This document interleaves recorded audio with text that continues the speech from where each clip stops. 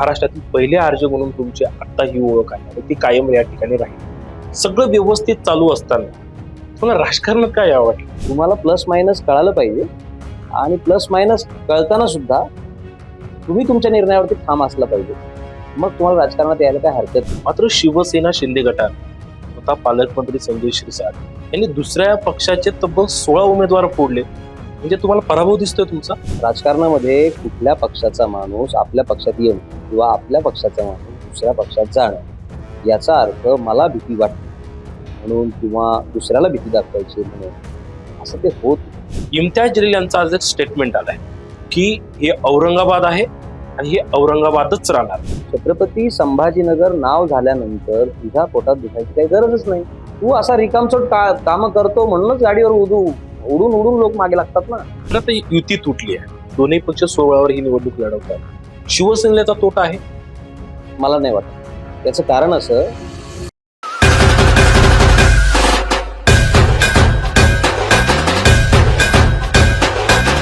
मंडळींनो नमस्कार, मी निर्घोष त्रिभुवन एनआरटी न्यूजच्या गुलाल कुणाचा या विशेष कार्यक्रमात तुमचं सर्वांचं स्वागत करतोय. छत्रपती संभाजीनगर महानगरपालिका निवडणूक.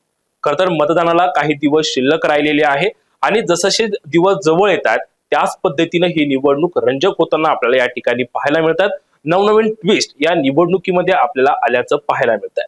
खरं तर वेगवेगळे ट्विस्ट या निवडणुकीमध्ये घडलेले आहे आणि या सगळ्या संदर्भात बोलण्यासाठी माझ्या सोबत खरं तर ज्यांनी अनेक दिवसांपासून पत्रकारिता केलेली आहे आणि महाराष्ट्रातील ते खरं पहिले आरजे आहेत आणि त्यानंतर त्यांनी या सगळ्या गोष्टी सोडून राजकारणामध्ये गेले आणि त्यानंतर पालकमंत्री संजय शिरसाट यांचे अतिशय निकटवर्ती आहेत असे आपल्यासोबत दीपक पवार आहेत. सर, एनआरटी न्यूजच्या या गुलाल कुणाचा विशेष कार्यक्रमात तुमचं खूप खूप स्वागत करतो. काय सांगशाल गुलाल कुणाचा? गुलाल कुणाचं हे शोचं नाव आहे, पण गुलाल त्याचा जो काम करेल, गुलाल त्याचा जो शब्दाला जागेल आणि गुलाल त्याचाही ज्याने आतापर्यंत काम करून तुमच्या घराघरात पोहोचलेला तो माणूस आहे. गुलाल हा ज्याचा असतो ना, खरं तर त्या गुलालासाठी तो माणूस कधीच काम करत नसतो. सेवा हे व्रत ज्याने घेतलंय त्याला नक्कीच जनता साथ देत असते आणि म्हणून अशा माणसांचं नेहमीच गुलाल असणार आहे आणि तो राहतोच. अर्थात तो शिवसेनेचाच राहील यात माझ्या मनात कुठलीच शंका नाही. कारण जेव्हा जेव्हा या शहरामध्ये एखादी कुठलीही समस्या असेल, एखादी साधी समस्या गल्लीत तयार झाली तर ती समस्या ऍड्रेस करण्यासाठी प्रशासनाच्या आधी सुद्धा जर कोण येत असेल तर तो शिवसैनिक येत असतो. आता शिवसैनिक येत असतो म्हणल्यानंतर अर्थातच शिवसेनेच्या वतीने लढणारा शिवसैनिक हाच अंगावर गुलाल घेऊन जाणार, हे त्याचं उत्तर आहे. बरं दीपक सर, आपण जर पाहिलं तर तुम्हाला पत्रकार म्हणून प्रश्न विचारू, एक राजकीय विश्लेषक म्हणून प्रश्न विचारू की पालकमंत्र्यांचे निकटवर्ती म्हणून विचारू? मला शिवसैनिक म्हणून प्रश्न विचारला तर मला फार बरं वाटेल. याचं कारण असं की म्हणजे पत्रकार म्हणून अनेक लोक बोलतायत. सध्या माध्यमं इतकी उपलब्ध आहेत की काय बोलायचं काय ऐकायचं हा प्रश्न पडावा इतपत सगळा चिखल होऊन बसलाय. त्यामुळे मी त्या चिखलात जाऊन त्याच्यावरती काही भाष्य करावं असं हे दिवस नाही. दुसरी गोष्ट, मला तुम्ही प्रश्न विचारताना मी आता जे ऍक्च्युअल काम करतोय ते शिवसेनेचं करतोय, शिंदे साहेबांसोबत काम करतोय, पालकमंत्र्यांसोबत काम करतोय आणि त्या अनुषंगाने पक्षाच्या संदर्भाने जर तुम्ही प्रश्न विचारले तर मला त्याची उत्तरं द्यायला आवडतील. कारण राजकीय परिस्थितीमध्ये समर्पक उत्तरं देणं सध्या फार आवश्यक आहे असं मला वाटतं आणि म्हणून मी तुमच्यापर्यंत आलो. बरं, आपण जर पाहिलं तर तुमच्याकडून बरेच मुद्दे मला खरं काढून घ्यायचे, अनेक मुद्द्यांना मला हात घालायचा आहे. मात्र तत्पूर्वी पत्रकारितेमध्ये तुमचा दांडगा त्या ठिकाणी अनुभव आहे, अनेक वर्ष त्या ठिकाणी तुम्ही त्या ठिकाणी काम केले. महाराष्ट्रातील पहिले आर्य म्हणून तुमची आता ही ओळख आहे आणि ती कायम या ठिकाणी राहील. सगळं व्यवस्थित चालू असताना तुम्हाला राजकारणात काय आवडलं? खूप चांगला प्रश्न आहे की हा प्रश्न खरं तर आधी माझ्या घरच्यांना पडला होता, नंतर तो माझ्या मित्रांना पडला. अजूनही बरेचसे मित्र मला म्हणतात की काय तुम्ही सगळं बरं चाललेलं असताना काय राजकारणाची तुम्हाला हौस आली आहे. पण मी शाळेत शिकताना पासून बघतो की आपण प्रत्येक गोष्टीत प्रश्न विचारून हे व्यवस्थित झालं नाही, ते व्यवस्थित झालं नाही, असं झालं नाही, तसं झालं नाही, असं सगळं विचार करणारी आणि प्रश्न विचारणारी लोक आपल्या आसपास असतात. माझं म्हणणं आहे की हे सगळं स्वच्छ करण्याचा कधी आपण प्रयत्न करतोय का? ठीक आहे, परिस्थिती खूप निगेटिव्ह आहे असं तुम्हाला वाटत असेल, तुम्ही जा ना, पुढे या ना. तुम्ही जर पुढे होत असाल तर तुमच्यासाठी जागा बनते असा अनुभव आहे. आणि तसं जर नसलं असतं तर या संभाजीनगरमध्ये काही गोष्टींची परिवर्तन घडताना तुम्हाला दिसली नसते. तुमची इच्छाशक्ती असेल तर तुम्हाला हे शहर, तुम्हाला ही लोक, तुम्हाला या देशाची लोकशाही नक्की यश देते आणि नक्की तुमच्या अंगावरती गुलाल देते. म्हणून तुम्हाला तुमची समज असली पाहिजे, तुम्हाला प्लस मायनस कळालं पाहिजे आणि प्लस मायनस कळताना सुद्धा तुम्ही तुमच्या निर्णयावरती ठाम असला पाहिजे. मग तुम्हाला राजकारणात यायला काही हरकत नाही. तर हा प्रश्न याच्यामुळे तुम्हाला विचारला, कारण राजकारणात यायचं म्हटलं किंवा निवडणूक लढवायची म्हटली तर पैसा लागतो. अर्थात तेवढा पैसा घेऊन राजकारणात उतरले. हे बघा, राजकारणात निवडणूक लढणारा कुठलाच माणूस असं म्हणत नाही की मी पैसा घेऊन राजकारणात उतरलो. आता खरं तर मी सध्या कुठली निवडणूक लढवत नाहीये. मी ज्या जिल्हा परिषद गटासाठी इच्छुक होतो किंवा काम करत होतो गेल्या काही वर्षापासून, तो गट आरक्षित झालाय, त्यामुळे तोही प्रश्न 5 वर्षासाठी मिटलाय. बरं. मग आता मी राजकारणात का आहे? तर आता मी राजकारणात का आहे हे उत्तर शोधायची ही खरी वेळ आहे आणि ते माझं मलाच शोधावं लागणार आहे. माझ्या आसपासच्या लोकांना ती उत्तर मिळायचं असेल तर मला चांगलं काम पक्षासाठी करावं लागणार आहे आणि ते काम करण्यासाठीचा पक्ष कोणता, तर हे माझ्या मनात एकदम सुरुवातीपासून क्लिअर होतं. तो पक्ष म्हणजे शिवसेना. कारण शिवसैनिक ज्या पद्धतीने लोकांच्या कामामध्ये स्वतःचं काम म्हणून लक्ष घालतात आणि ते काम पूर्ण करतात, ते कुठल्याच पक्षाचा कार्यकर्ता करत नाही. सगळी कामं गणितात बांधलेली असतात. शिवसैनिकाचं एकमेव काम असं असतं की तो गणिताचा विचार करत नाही, तो फक्त पक्षाने दिलेल्या विचाराचा विचार करतो, पक्षाने दिलेल्या माणसाचा विचार करतो आणि धनुष्यबाणाचा विचार करतो. तरुणांनी राजकारणात यायला पाहिजे का? म्हणजे याचं कारण असं आहे की आता तुम्ही बोलले, म्हणजे तुम्ही गेल्या किती वर्ष आले तुम्हाला राजकारणातून? आता 5वं वर्ष. 5 वर्ष तुम्हाला या ठिकाणी झाले आणि जिल्हा परिषदेची तुम्ही त्या ठिकाणी तयारी सुरू केली होती. आरक्षण त्या ठिकाणी सुटलं नाहीये, म्हणजे अजून तुम्हाला 5 वर्ष त्या ठिकाणी काम करायचंय. संयम त्या ठिकाणी ठेवा लागतो. पैसा खरं तर खर्च या ठिकाणी होतो. अनेक तरुण आहेत, त्यांना मोठ्या प्रमाणामध्ये इच्छा आहे की राजकारणामध्ये यायची. काय सल्ला देणार? राजकारणात तरुणांनी यायला पाहिजे? तेवढा सल्ला देण्याइतपत माझा अनुभव नाहीये, पण तुम्ही विचारलं म्हणून मी तुम्हाला आवर्जून सांगतो. यश, अपयश म्हणजे यश मिळाल्यानंतर तेही पचवायची तुमची ताकद पाहिजे आणि अपयश आलं तर त्याने खचून न जाता पुढचा आपला प्रवास सुकर करता आला पाहिजे, इतकी शक्ती तुमच्याकडे पाहिजे. असं असेल आणि मनात प्रामाणिक भाव असेल की काम करायचंच, मला चांगलं काम करायचंय आणि मला राजकीय प्रवाहात राहून काम करायचंय, मग त्यासाठी बाहेरची सगळी गणितं आणि आतली जी गणितं, ह्या गणितांचा तुम्हाला समन्वय साधता आला पाहिजे. असं सगळं तुम्हाला जमत असेल तर तुम्ही नक्की राजकारणात आलं पाहिजे. कारण अल्टिमेटली असं आहे की राजकारणातली माणसं वाईट आहेत, राजकारणातले नेते वाईट आहेत, राजकारणातलं अमकं वाईट आहे, राजकारणातलं धमकं वाईट आहे, हे सगळं काठावरती बसून फार बोलणं सोपं असतं. एकदा एक निवडणूक, एक राजकीय परिस्थिती हाताळून जर आपण बघितली तर आपल्याला असं लक्षात येतं की सामान्य लोक जशी कामं करतात किंवा एखाद्या ऑफिसमध्ये लोक जी कामं करतात त्यापेक्षा 10 पट कठीण काम असतं. वेळेचं बंधन नसतं, एनर्जी किती लागेल माहित नसते. अक्षरशः तुम्हाला सांगतो मी की ज्या पालकमंत्र्यांसोबत मी आता काम करतोय, दिवस रात्र काम करावं लागतं आणि दिवस रात्र काम करत असताना सुद्धा जेवणाच्या वेळा सुद्धा पाळल्या जात नाहीत, अशी परिस्थिती बऱ्याच वेळेला येते. तुम्हाला डॉक्टरांनी बंधनं घातलेली असतात, पण तरीही तुम्हाला टास्क पूर्ण करणं फार महत्वाचं असतं. अल्टिमेटली तुमची पॉवर प्रूव्ह करणं महत्वाचं असतं आणि मग अशा वेळी तुम्हाला पक्ष प्राधान्य तिथे सगळ्यात महत्वाचं ठरतं. तर मग हे सगळं तुम्हाला नियोजन जमत असेल तर ते नक्कीच करावं लागेल. तर तरुणांना सल्ला देण्यासाठी मी एवढा मोठा नाही असं तुम्ही खरं तर सुरुवातीलाच बोलला. मात्र पत्रकारांना सल्ला देण्यासारखे तेवढे तुम्ही मोठे आहात, हे आम्ही आमच्यासारखे छोटे पत्रकार त्या ठिकाणी मान्य करतो. पत्रकारांनी राजकारणात यायला पाहिजे, काय वाटतं? नक्कीच यायला पाहिजे. कारण तुम्ही देखील पत्रातून राजकारणात आले, हे बघा, एक वेगळा अनुभव हे तुमच्याकडे बघा, असेल. मी तुम्हाला अगदी प्रामाणिकपणे ते सांगतो की आजच्या पत्रकारांना मी सल्ला देण्या इतपत पण मी मोठा नाही. कारण राजकारणाचं मूळ गणितच हे आहे. तुम्ही जर मोठे आहात हे समजायला लागलात तर तुमचा कार्यक्रम राजकारणात लागलाच म्हणून समजा. लागतो. लागतोच. तुम्ही छोटेच आहात, मला काहीच कळत नाही, तुम्ही सांगा, तुमचं मत ऐकायचंय, हीच तर लोकशाही आहे. आणि नेतृत्वाचा हाच तर खरा पहिला गुण आहे. तुमचं ऐका, तुमचं काय आहे ते मला कळू द्या, तर पुढे जाता येतं. म्हणून पत्रकारांना सल्ला देण्या इतपत मी मोठा नाहीच आहे. कारण पत्रकार माझे खूप जवळचे मित्र खूप चांगल्या चांगल्या चॅनल्सला पत्रकारिता करतात, काही वृत्तपत्रात आहेत, आता तुम्ही पण मित्रच आहात. पण मग त्यांना सल्ला देण्या इतपत मी जरी नसलो तरी एक गोष्ट आवर्जून आहे की ज्यांना राजकीय रचना कळते, ज्यांना परिस्थितीचं भान आहे, समाजामध्ये काय चाललंय असं चारी बाजू ज्यांना कळतात, अशा माणसांनी राजकारणात आलं तर वाईट काय? आणि राजकारणात येण्यासाठी तुम्ही जो विचारलं की पैसा लागतो, हे थोडस ना व्हेग स्टेटमेंट आहे असं माझं मत आहे. राजकारणात पैसा नक्की लागतो, पण मला एका गोष्टीचं तुम्ही उत्तर द्या. पैसा यंत्रणेसाठी लागतो. जो पैसा लोक सांगतात की नाही आता हा पैसा लोकांपर्यंत इतक्या मताने, इतक्या रुपये मताने, तितक्या रुपये मताने हे सगळे पैसे देतात.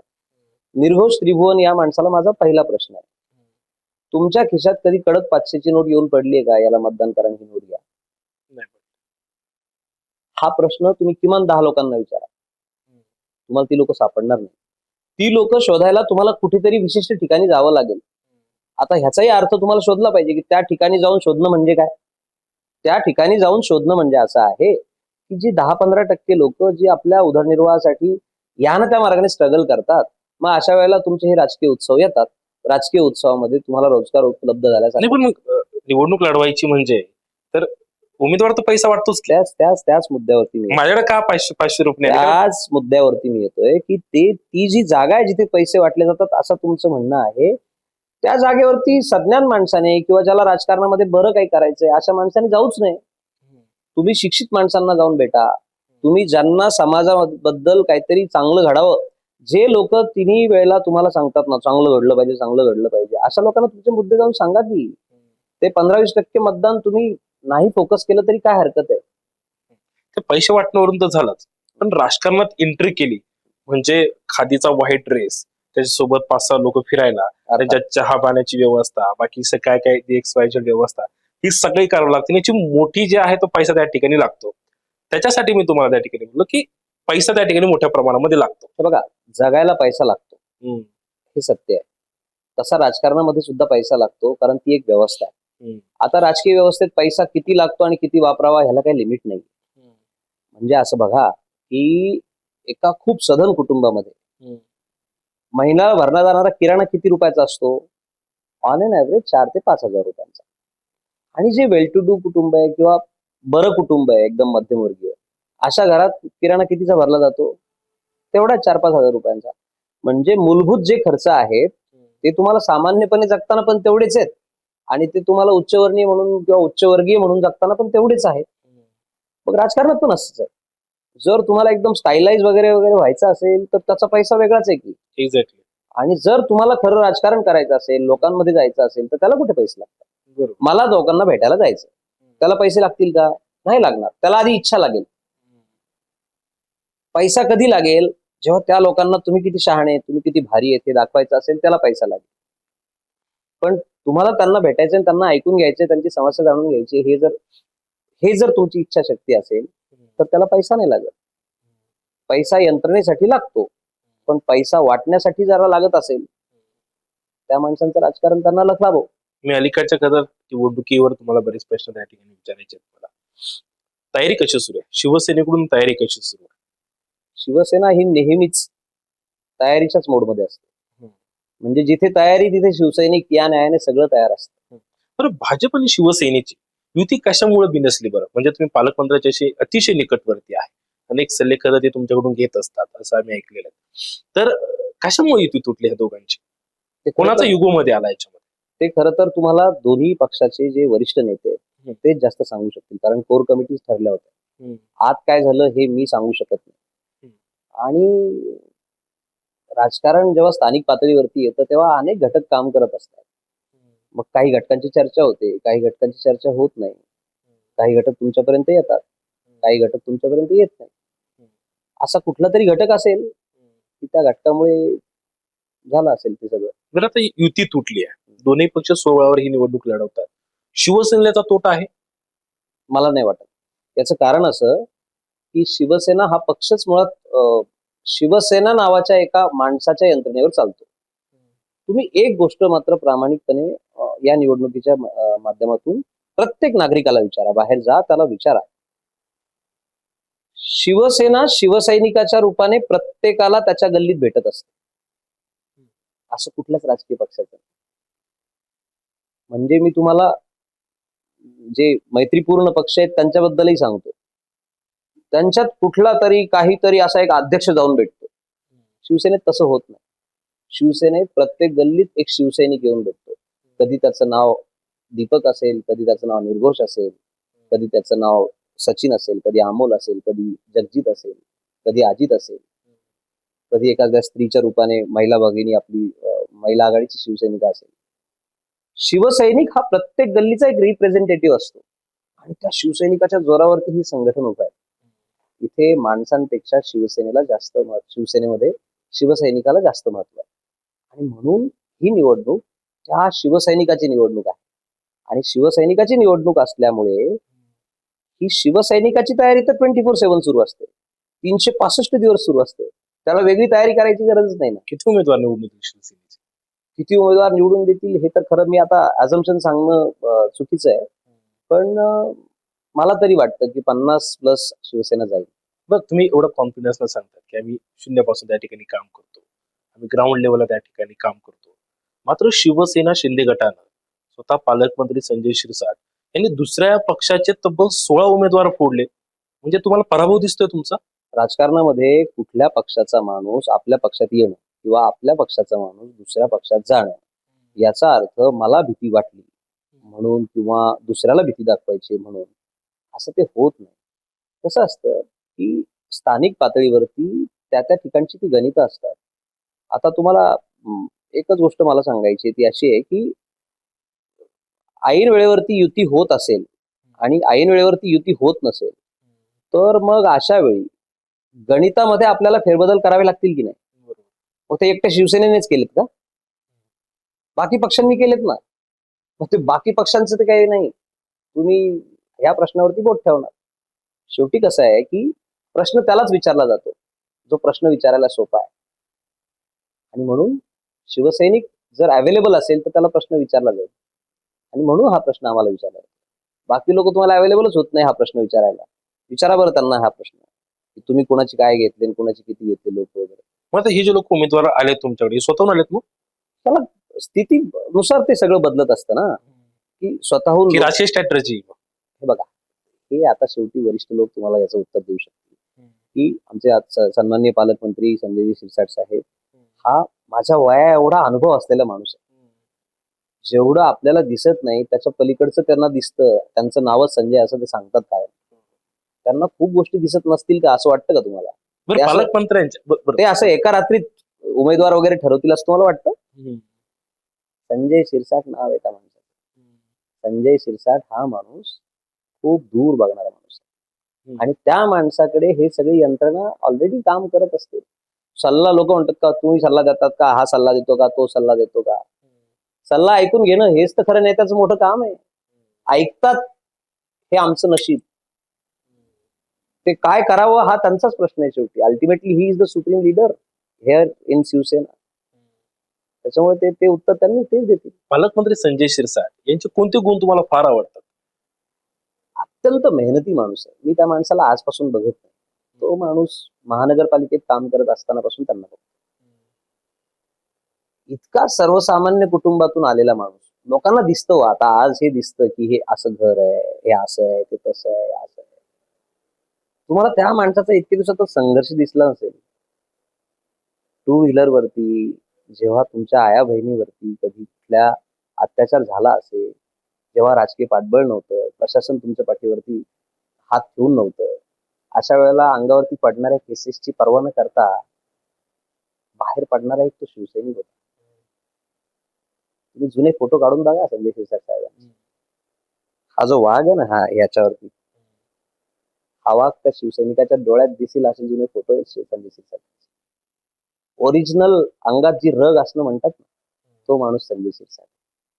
त्याच्यामुळे लोक काय म्हणतात त्याच्यापेक्षा आम्हाला आमच्या नेत्यावरती पूर्ण विश्वास आहे. त्यांची गणितं त्यांचे सगळे सूत्र परफेक्ट. मला त्यांचा संयम हा गुण फार आवडतो. किती लोक काय काय पद्धतीची टीका करतात सांगा बरं त्यांच्यावर. ते कधी हालताना दिसतात?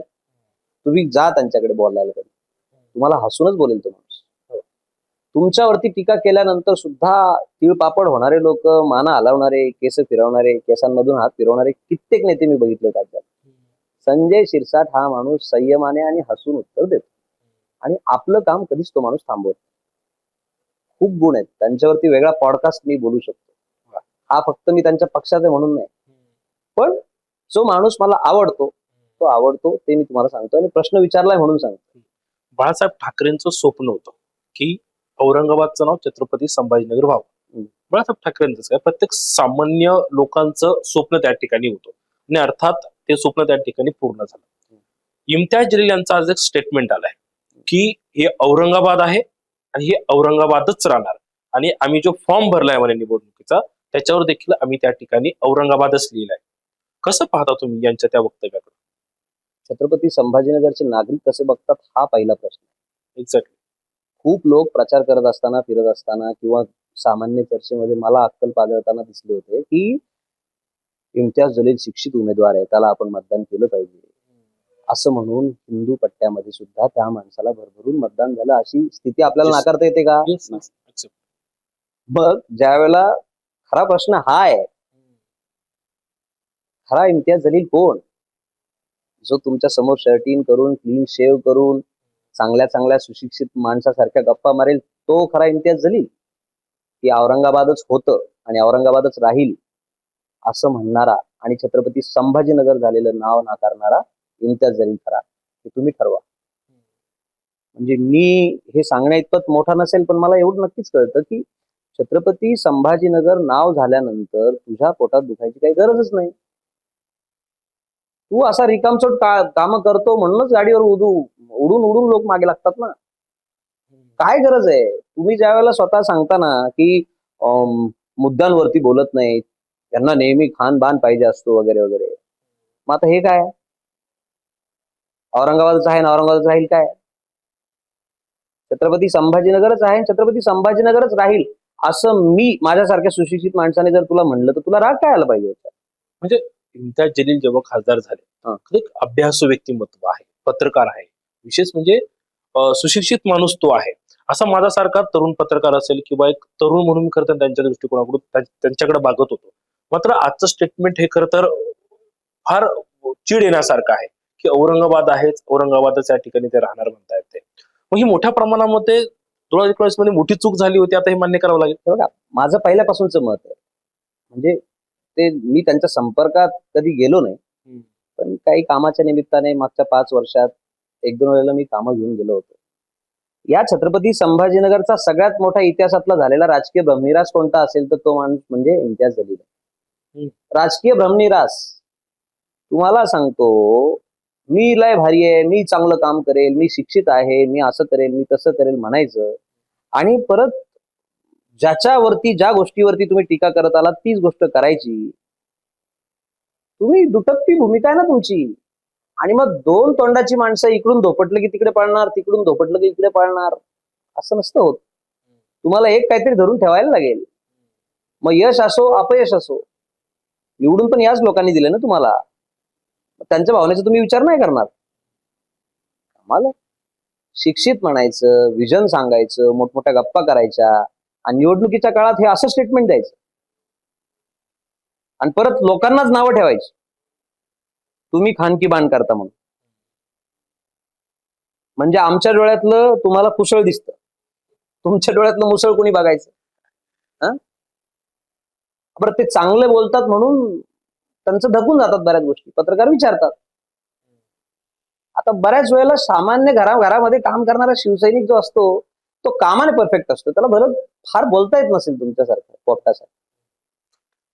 पोपटच आहेत ना ते, राजकीय पोपट असतात हे सगळे. आणि राजकीय पोपट त्या पद्धतीने मिठू मिठू मिठू मिठू बोलत असतात, आपापले पेरू खात असतात. हे राजकीय पेरूच राजकीय व्यवस्थेला आणि लोकशाहीला खरा धोका आहेत असं माझं मत आहे. 2 दिवसांपूर्वी त्यांच्या गाडीवर हल्ला झाला, अक्षरशः त्यांना मारहाण देखील झाल्याचं व्हिडिओ त्या ठिकाणी समोर आली, त्याच्या बातम्या देखील समोर या ठिकाणी आला. वाटतं ही इम्तियाज जलीलांची स्ट्रॅटर्जी होती, म्हणजे त्यांच्यावर हल्ला झाला, काही मिनिटांमध्ये काही तासांमध्येच लगेच त्यांचे मोठे साहेब त्या ठिकाणी ओबीसी साहेब त्या ठिकाणी त्याला भेटण्यासाठी गेले आणि त्याच रात्री लगेच त्यांची मोठी सभा त्या ठिकाणी लागली. वाटतं ही स्ट्रॅटर्जी होती काही? आता वाटतं ही स्ट्रॅटेजी होती हा प्रश्न तुम्हाला मला विचारावासा वाटतं. खरं तर हा प्रश्न विचारण्यासाठी मी योग्य माणूस नाहीये, कारण मी काय इम्तियाज जलील नाहीये. पण हा प्रश्न तुमच्या मनात येतो की हे त्यांनी ठरवून केलं, एका पत्रकाराच्या हे मनात येतं की हे ठरवून केलं असू शकतं, कदाचित असू शकतं. जो माणूस डेव्हलपमेंटच्या गप्पा करतो, जो माणूस अमुक झालं पाहिजे तमुक झालं पाहिजे, मी डेव्हलपमेंटचा सुशिक्षित माणूस असं सांगतो, आणि जो माणूस दुसऱ्या दिवशी पुन्हा एकदा दोन धर्मांमधली तेढ वाढेल अशी स्टेटमेंट देतो. अशी माणसं काही करू शकतात राजकारणात. बरं, इम्तियाज जलील खतर ह्या वक्तव्यावरून तुमच्या मनातही राग या ठिकाणी आलेला आहे. मात्र युती झालेली नाहीये. शिवसेना वेगळी लढतीये, भाजप या ठिकाणी सोबळावर निवडणूक लढवते. मात्र तुम्ही स्वतःच एमआयएम ला स्कोप दिला की कसा? तुमचेच त्या ठिकाणी मतदान डिवाइड होत आहेत मोठ्या प्रमाणामध्ये आणि एकजुटीने कुठेतरी मुस्लिम समाज एकत्र येऊन एमआयएम ला त्या ठिकाणी पाठिंबा देताना आपल्याला पाहायला मिळतोय. कोणी सांगितलं तुम्हाला मुस्लिम समाज इम्तियाज जलीलला पाठिंबा देतो म्हणून? अहो, इम्तियाज जलीलला मुस्लिम समाज जर पूर्ण पाठीशी असला असता तर असा हजारोचा मॉब त्याच्या गाड्यावरती चालून गेला असता का? मुस्लिम समाज नाही त्यांच्या मागे. कसं असतं, तुम्ही थोडंसं एक लक्षात घ्या. आपल्याला ही मानसिकता बदलायला लागेल. एक तर ना आपल्याकडची पत्रकारिता ही सगळं असं हिंदू बहुल पट्ट्यांमध्ये जाऊन पत्रकारिता करते. तिकडे जा, इम्तियाज जलीलला सुद्धा खरमरीत टीका करणारे मुसलमान या शहरामध्ये उपलब्ध आहेत.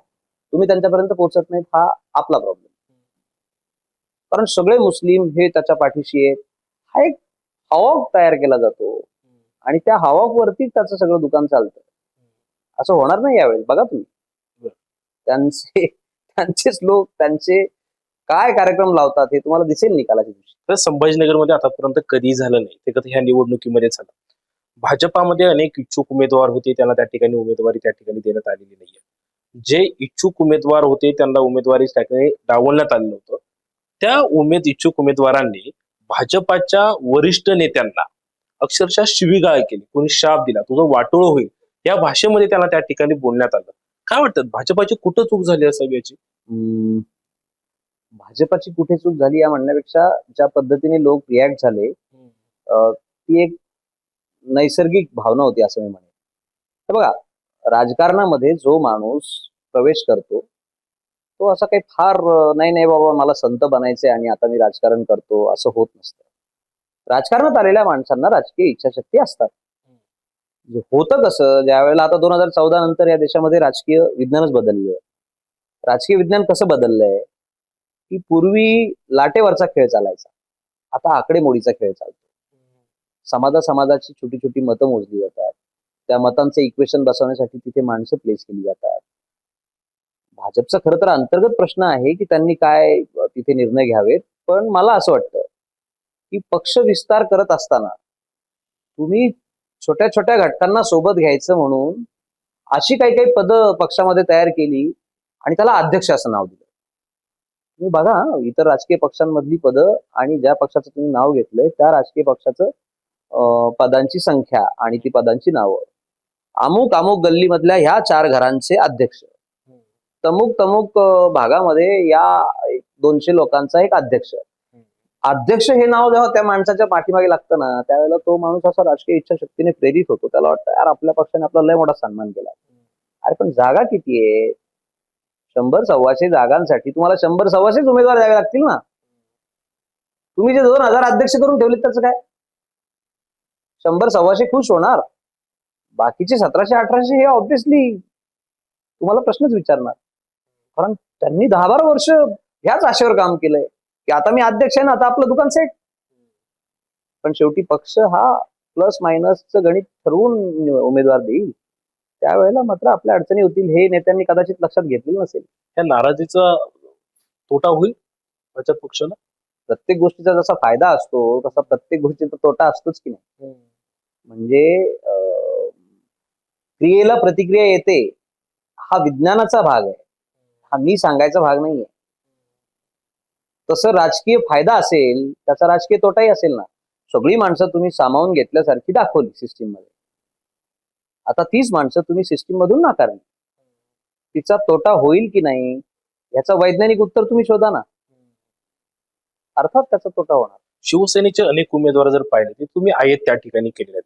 म्हणजे जेव्हा यादी जाहीर करायची होती 2 दिवस अगोदर तुम्ही भाजपाचे अनेक उमेदवार त्या ठिकाणी घेतलेले आहेत. उमेदवार म्हणजे ते भाजपामध्ये गेल्या अनेक वर्षांपासून एकनिष्ठ होते. म्हणजे उदाहरणार्थ कुणाल मराठे होता, तो भाजपामध्ये होता, मात्र त्याला तुम्ही शिवसेनेमधून त्या ठिकाणी उमेदवारी दिली. त्याच जागेवर शिवसेनेचे अनेक वर्षांपासून एकनिष्ठ लोक होते की त्यांच्यावर अन्याय झाला नाही. काही गोष्टींची उत्तरं तुम्हाला वरिष्ठ देऊ शकतील, पण मला असं वाटतं की आता समजा एक सोपी गोष्ट आहे तर ज्यांचं तुम्ही नाव घेतलं कुणाल मराठे, आता कुणाल मराठे कुठून उमेदवारी मागत होते तुम्हाला चांगलं माहिती आहे. त्यांच्यावरती अन्याय होणारच होता ना. आणि मग अन्याय होत असलेल्या माणसाला न्याय देणं हीच तर खरी शिवसेना आहे. तुम्ही काय ओळखलं शिवसेनेला? जिथे अन्याय तिथे शिवसेना, आणि अन्यायाला न्यायाचा हात देणारं काम करणारी संघटना म्हणजे शिवसेना. पण तुमच्याच पक्षातील लोकांवर अन्याय झाला, त्यांच्याकडे कोण बघणार? कुठे अन्याय झाला? बाकी ठिकाणी लोक गाडीवर गेले, चापट्या मारल्यात, तिथं झालं काय व्हायचं ते. आमच्याकडे जे लोक साहेबांकडे नाराजी व्यक्त करायला आले ते बसले, त्यांना साहेबांनी बसून बोलले. बोलल्यानंतरच्या क्लिप तुम्ही बघितलं नाही. साहेबांनी बोलले, माझं समाधान झालं, साहेबांनी पाठीवर हात ठेवा, मी पक्षाचं काम करेल. त्या क्लिप तुम्ही दाखवल्या नाही. कसं असतं, एक मजा गंमत म्हणून मोबाईल हातात आहे म्हणून क्लिप्स फिरवायला काही लागत नाही. पण ज्यावेळेला हे सगळं असं दिसतं ना, त्यावेळेला जरा ते तुम्ही मोजमाप केलं पाहिजे त्या गोष्टींचं, की कुठे खरंच आग लागली आणि कुठे फक्त ठिणग्या उडत आहेत. ठिणग्या तर सगळं उडतच राहतं. छत्रपती संभाजीनगर महानगरपालिका निवडणुकामध्ये शिवसेना शिंदे गटातील उमेदवारांना सामान्य जनतेनं का निवडून द्यावं? छत्रपती संभाजीनगर मधल्या सगळ्या जनतेला माझं आव्हान आहे की निवडून यासाठी द्यावं की हे बघा, राजकीय पक्ष मतं मागायला तुमच्या दारात येणार, तो त्यांचा अधिकार आहे. पण एक गोष्ट छातीवर हात ठेवून नेहमी लक्षात ठेवायची, डोळे बंद करायचे आणि आठवायचं, तुमच्या गल्लीत ड्रेनेज चोकअप झालं तर तुम्हाला पहिले आठवतो कोण माणूस? तुम्हाला असं कोणीतरी माणूस आठवत असेल, आणि सुदैवाने नव्हे, मी 100% खात्रीने सांगतो, 1001% खात्रीने सांगतो, तो शिवसैनिक असेल. तो कदाचित आता उभा असेल नसेल, तो कोणाचं काम करत असेल नसेल, पण तो शिवसैनिक मात्र नक्की असतो. प्रत्येक गोष्टीत अडचणीला सामोरं जाणारा जो कोणी कार्यकर्ता असेल, अर्ध्या रात्री म्हणजे समजा गल्लीत छोटे मोठे वाद पण नेहमी होत असतात, अशा ठिकाणी पण मध्यस्थी करून शांतता प्रस्थापित करणारा हा शिवसैनिक असतो. या शिवसैनिकाचं आणि नातं तुमचं हे काय आजचं नाहीये, माझ्याही जन्माच्या आधीचं ते नातं आहे. त्यामुळे शिवसेनेला मतदान करावंच लागेल, त्याशिवाय शिवसेना ही या शहराची गरज आहे, आणि ती गरज काय हे वेळोवेळी सिद्ध होत आलंय. सर, या सगळ्या धावपळीमध्ये तुम्ही आम्हाला वेळ दिल्याबद्दल तुमचे खूप खूप धन्यवाद. आणि पुढील वाटचालीसाठी देखील आमच्या सर्व एनआरटीच्या टीमकडून तुम्हाला शुभेच्छा. आपल्यासोबत होते दीपक पवार. वेगवेगळ्या विषयांवर त्यांनी या ठिकाणी चर्चा केलेली आहे, आणि खरं तर या सगळ्या गोष्टीनंतर 16 तारखेला जनता नेमके कोणाला कौल देते हे पाहणं महत्वाचं असणार आहे. या विशेष कार्यक्रमामध्ये आपण इथंच थांबूया. पुन्हा भेटूया. तोपर्यंत नमस्कार.